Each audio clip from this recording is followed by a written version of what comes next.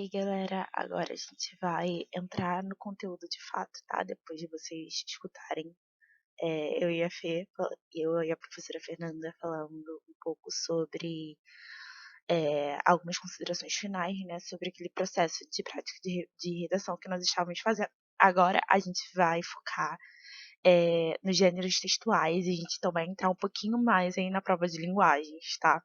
Nos aspectos de português como linguagens dentro aí da prova do Enem, tá? Então, a gente vai começar aí falando sobre os gêneros textuais, a gente vai trabalhar nos aspectos gerais, e depois a gente vai fazer uns trabalhos mais específicos, tanto com a parte de multimodalidade, que vocês vão entender direitinho como funciona a multimodalidade de um texto dentro dos gêneros textuais, né, dentro aí da prova, e também pensando aí a questão dos gêneros híbridos, né, dos hibridismos de gêneros textuais dentro do Enem, tá? Então, vamos começar aí falando sobre os gêneros. Inicialmente, né, vamos pensar aí no conceito de gênero, tá? Eu tô trazendo aqui só para vocês se contextualizarem melhor o que a parte teórica do que um autor chamado Bakhtin traz, tá? Então, tudo que eu trouxe aqui vai estar fundamentado basicamente no que formula aí o grande nome dos gêneros textuais, né, na literatura da linguística, que é o Bakhtin. Então, né, a gente tem aí, né, os gêneros textuais também, podendo ser chamados gêneros de discurso, mas dentro da prova do Enem a gente tem aí a nomenclatura de gêneros textuais, tá? Esse outro nome, essa outra nomenclatura aí é só para conhecimento mais geral de vocês e para vocês entenderem também um outro aspecto que eu vou trazer para vocês, tá? Então, eles vão ser chamados aí, né, de gêneros, de tipos relativamente estáveis de enunciados, tá? Então, a gente vai ter aí, né, uma forma, uma forma que a gente vai chamar de relativamente estável, tá? Você me entendeu porque o relativamente quando a gente entrar aí, né, na parte de hibridismo, tá? Porque o hibridismo rompe um pouquinho com essa estabilidade, tá? Essa estabilidade aí seria a formação concreta desse texto. Então, por exemplo, o fato de um gênero receita de bolo, por exemplo, ter sempre o conteúdo temático aí de culinária, né? Vai estar aí sempre no campo semântico da culinária. Ou seja, vai falar sobre ingredientes de comida, vai falar sobre modos de preparo de alimentos. Então, o conteúdo temático entraria, já entrando aí nos outros conceitos, né? O conteúdo temático entraria, então, aí na, nas escolhas temáticas possíveis para determinado gênero. Então, como eu disse, receita de bolo vai envolver questões do campo da cozinha, da culinária, da alimentação. A carta, você tem tipos de cartas variadas. Então, se for uma carta, por exemplo, profissional, uma carta de apresentação, o tema normalmente vai envolver, né, a qualificação profissional de alguém, né? Então, esses conteúdos temáticos vão seguir nesse sentido aí, né, das apropriações de temas possíveis, né, dentro dos contextos que aquele gênero vai ser exigido. Então, por exemplo, a gente tem a redação do Enem, tá? A gente tem uma gama de conteúdos possíveis e ela é bem grande, mas vai envolver aí, né,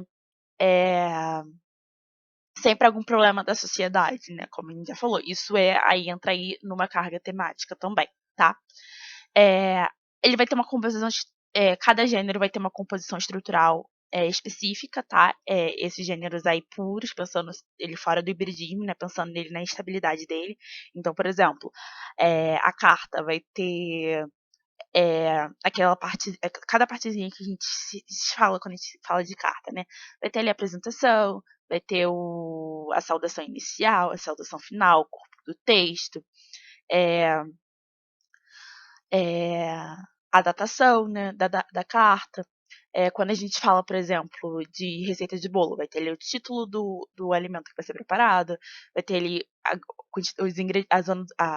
o ambiente dos ingredientes, vai ter o modo de preparo também, que aí mostra a parte estrutural aí do texto.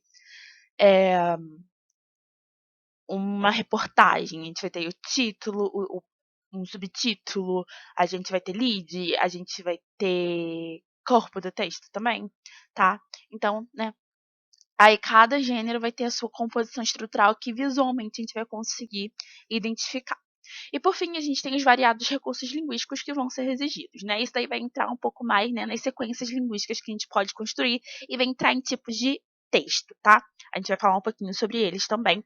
Não vamos aprofundar, a gente vai falar em caráter geral também hoje, tá? Então, né, é importante diferenciar aí, né, nesse caso, os gêneros textuais dos tipos de texto, tá? A gente já fez essa diferenciação, tá, no início do curso.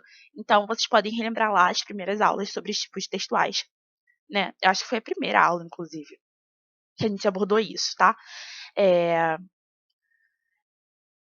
A principal diferença aí, né, façam essa anotação, é que os gêneros textuais, né, eles possuem uma quantidade ilimitada, sabe? Eles podem sempre estar vindo, a gente pode ter construções novas, gêneros textuais, né? Porque a gente vai entender um pouquinho também isso, porque a gente tem cada gênero textual inserido em determinado contexto de comunicação. E os contextos de comunicação sempre vão estar sendo inovados, tá? A gente sempre tem um novo contexto de. A gente pode ter vários novos contextos de textuais com o passar do desenvolvimento das relações humanas. Conforme as relações humanas vão se desenvolvendo, as necessidades comunicacionais delas vão se desenvolvendo também de formas diferentes. Isso pode gerar aí novos gêneros textuais, tá? E então a gente tem uma gama ilimitada de gêneros possíveis aí dentro da nosso catálogo de gêneros existentes.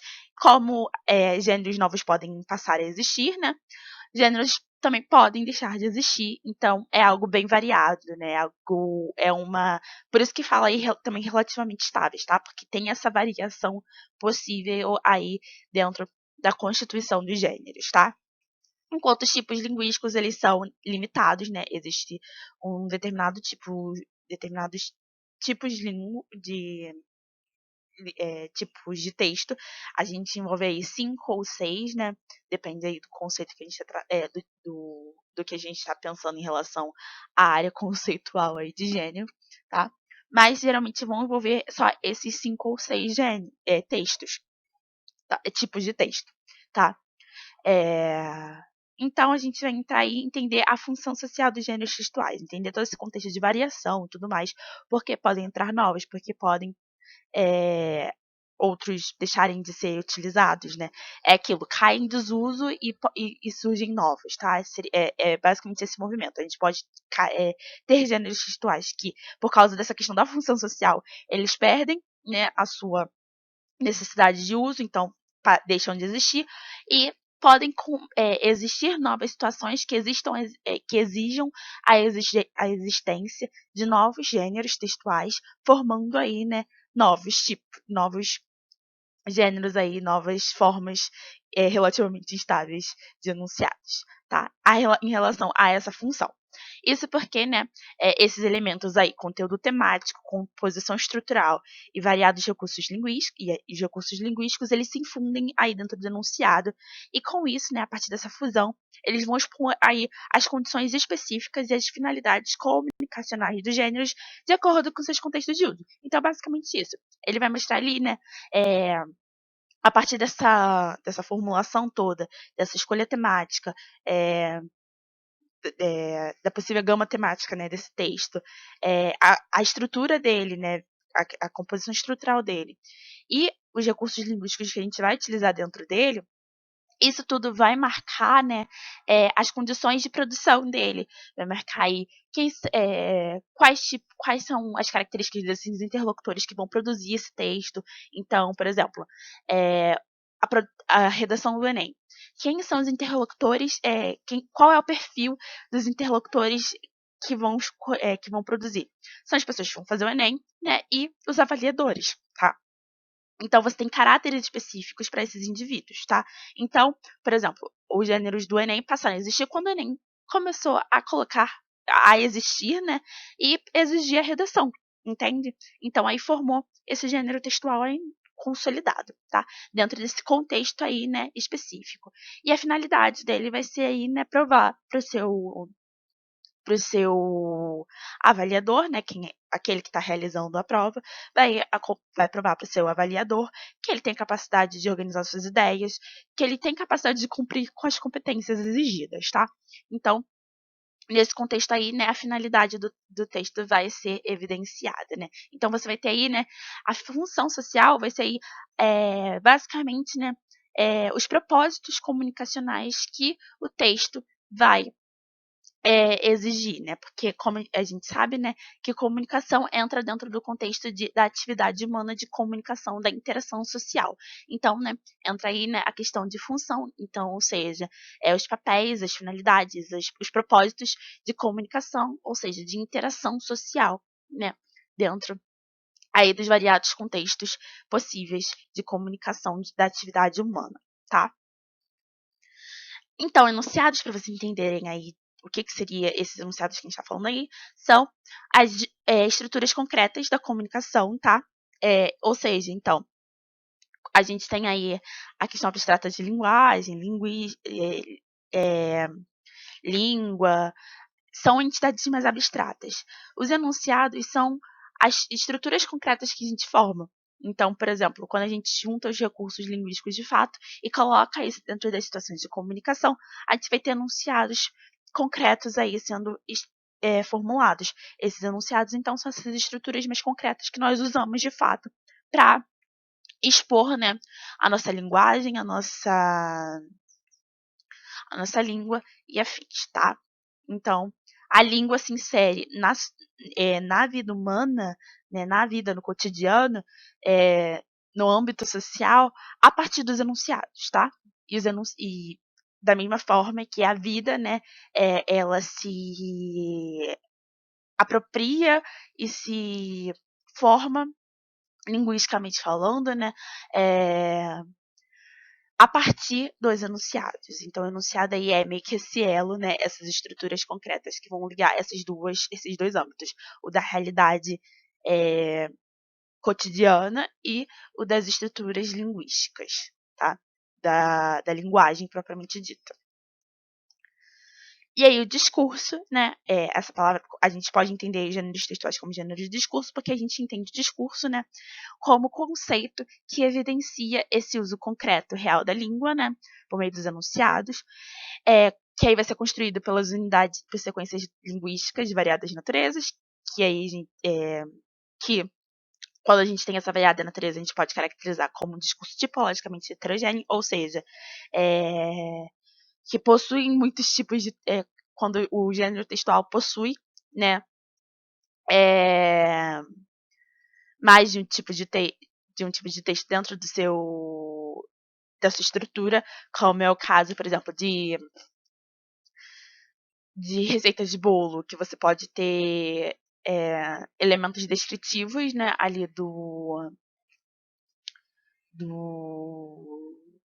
da parte de ingredientes, você vai descrever os ingredientes que você vai precisar utilizar, e ali a parte do modo de preparo que você vai ter uma construção mais injuntiva, ou seja, de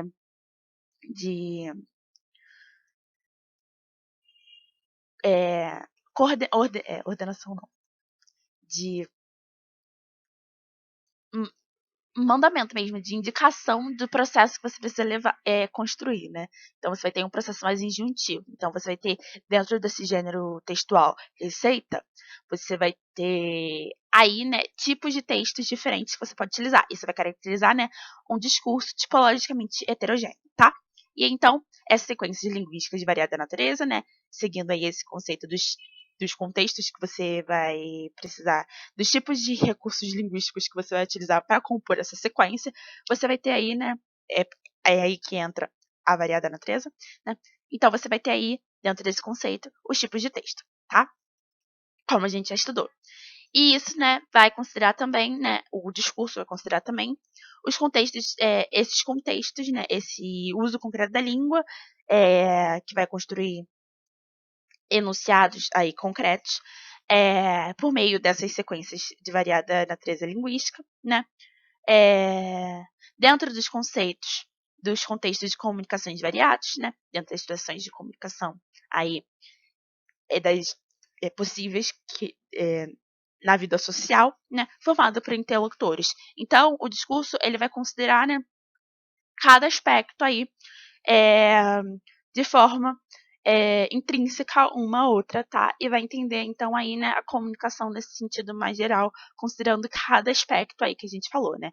Essa questão dos contextos também vai estar inserida e, né, esses interlocutores, quem são esses indivíduos que estão comunicando também. Vai ser de profunda importância dentro do discurso, tá?